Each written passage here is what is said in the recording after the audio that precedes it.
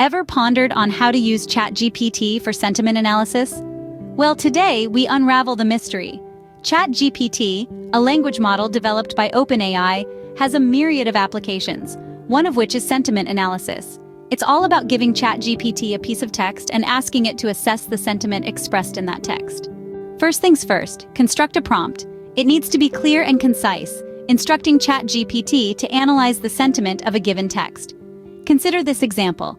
Analyze the sentiment of the following text. I had a great day at the beach with my friends. Output.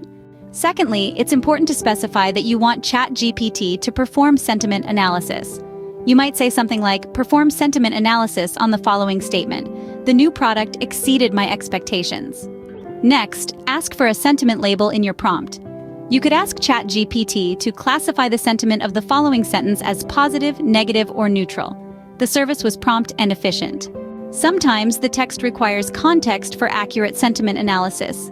If that's the case, include that in your prompt.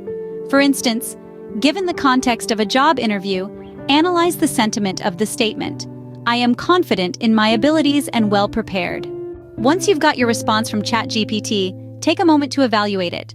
It might provide a sentiment label along with an explanation or reasoning. If the first response doesn't quite hit the mark, or you're just curious to see different perspectives, don't hesitate to experiment with variations in your prompts. You can iterate on your queries to see how ChatGPT responds.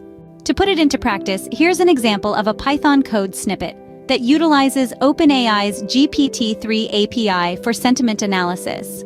Just replace your API key with your actual OpenAI API key.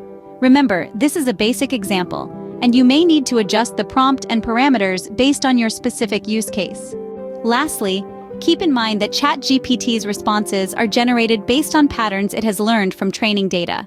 The accuracy of sentiment analysis may vary, so it's essential to test and refine your prompts to achieve the desired results. And there you have it, a step-by-step guide to using ChatGPT for sentiment analysis. From constructing a clear prompt, specifying the task, asking for a sentiment label, providing context, to evaluating the response and experimenting with multiple prompts, you now have the knowledge to harness the power of ChatGPT in sentiment analysis. Remember, practice makes perfect, and the more you refine your prompts, the more accurate your results will be. Happy analyzing!